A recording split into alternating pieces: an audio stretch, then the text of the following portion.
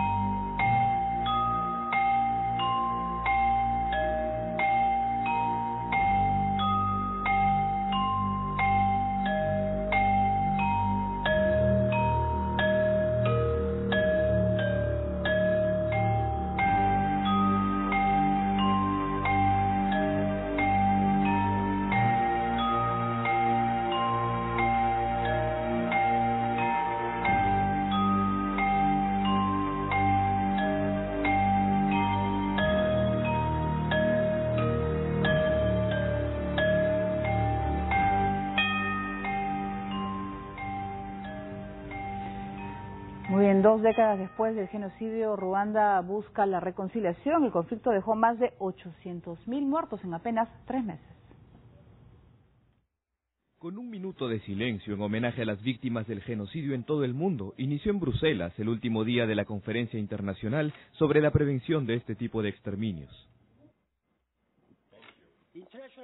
Ninguna parte en el mundo puede considerarse inmune al genocidio, ha dicho el secretario general de Naciones Unidas Ban Ki-moon, quien además ha recordado el execrable exterminio masivo de personas en Ruanda, para exhortar a los 500 asistentes al evento a sacar lecciones de esta lamentable parte de la historia. La canciller de Ruanda también pidió a los distintos delegados de los países participantes a poner fin a este tipo de atrocidades. Este evento llega precisamente 2 décadas después del genocidio de Ruanda, cometido en abril de 1994, masacre que duró solo 100 días y en el que murieron casi 1 millón de personas.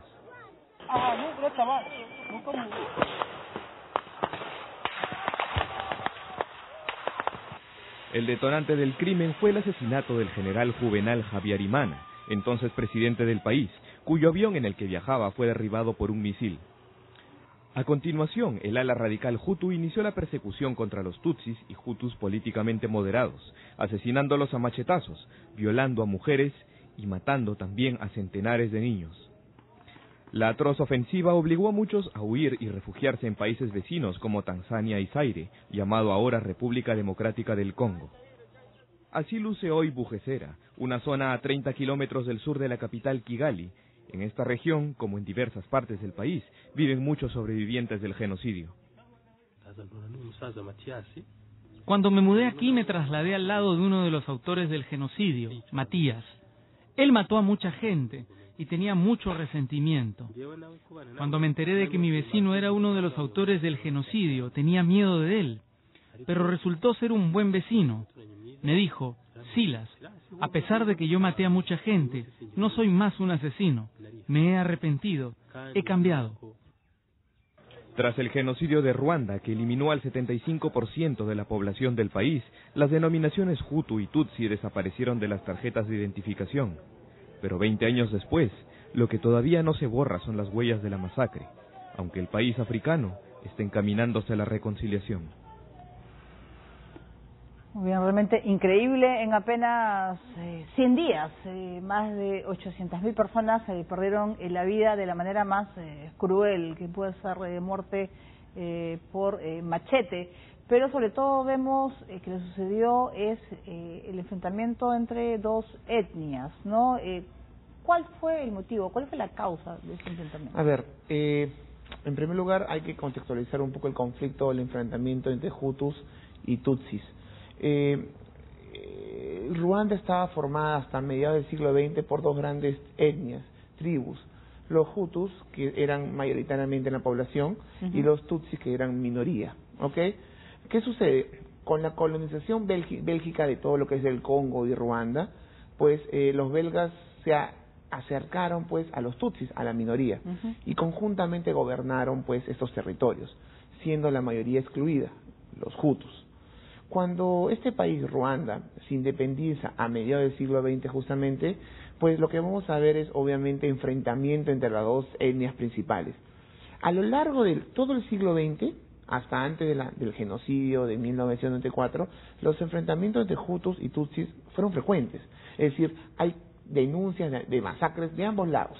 ¿Okay? Es más, hay milicias también que se formaron en las décadas anteriores al genocidio de ambos bandos. Entonces estamos viendo pues realmente un país muy difícil, con mucha violencia tribal, étnica, que tiene su punto máximo de desangramiento, digamos, en 1994.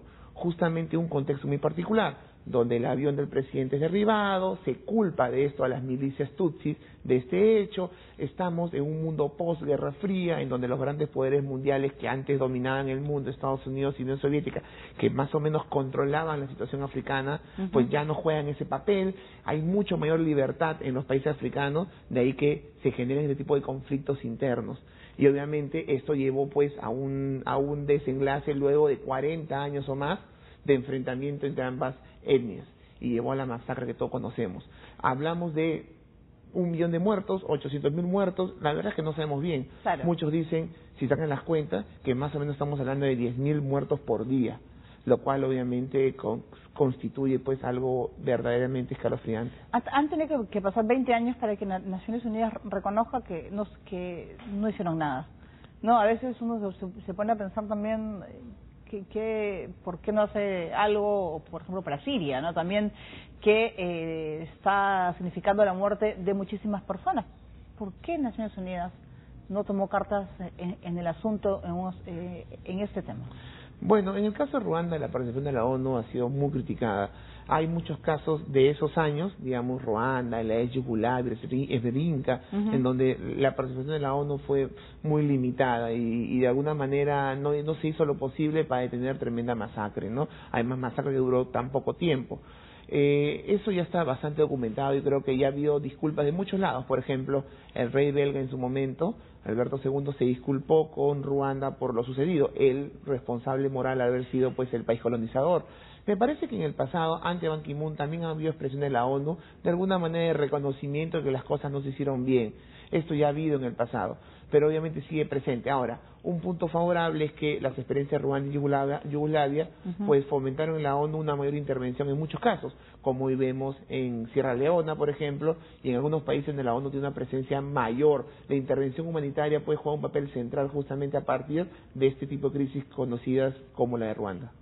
Muy bien, vamos a ir al mapa para conocer un poquito más de Ruanda, ese país que hemos hablado, pues que vivió hace 20 años una masacre realmente increíble. Estamos viendo, bueno, el África y Ruanda lo vamos a ubicar. Bueno, a ver, voy a tratar de pararme. Este es el continente africano.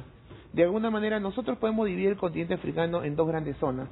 El Sahara está en la mitad, lo que tenemos el Magreb, lo que sería el norte del África, y lo que es el África subsahariana, o también conocida como el África Negra, básicamente debajo del Sahara. Ruanda se ubica justamente en la parte central, sureste del continente africano, justamente en este punto. Es un país bastante pequeño, que está, digamos, es limítrofe con grandes países africanos, en tamaño, en extensión, como es el caso del Congo, como es el caso de Uganda, Tanzania y Burundi. Ahí se encuentra y su capital es Kigali.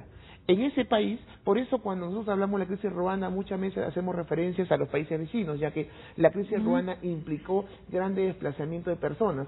Muchos tutsis fueron a refugiarse, por ejemplo, en el Congo, y también sufrieron en el Congo, pues, abusos por parte de las autoridades congolesas, y tuvieron que retirarse del Congo.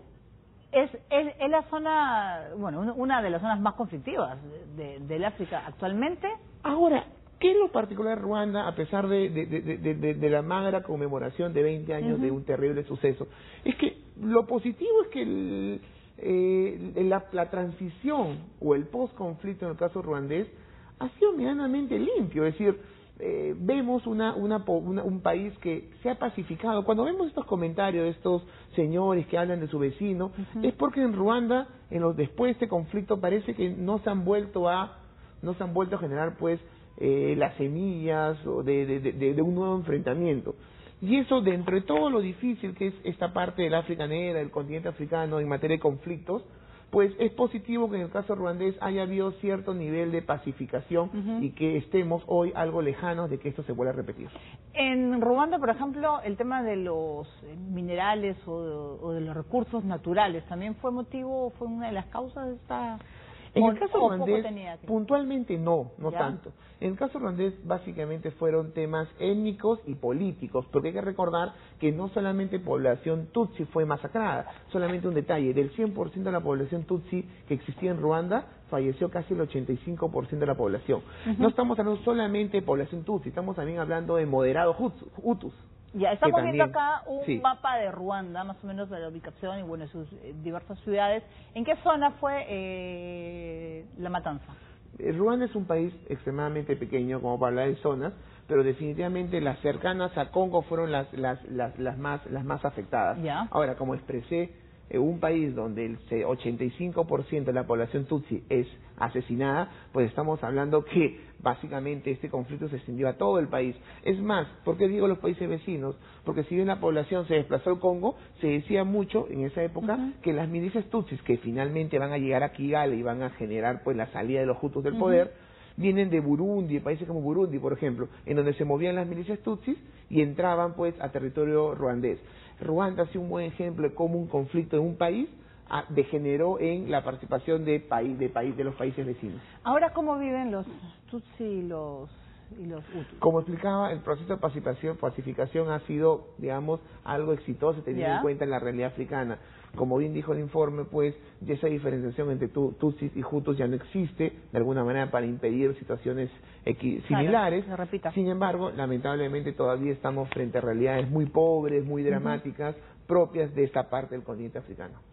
Muy bien, bueno, eso es lo que sucedió y es una buena manera para recordar y sobre todo para que no se repita. Bien, vamos a seguir con África. En Kenia la policía arrestó a más de 600 personas tras un ataque con granadas en el que murieron al menos 6 personas. Veamos. 657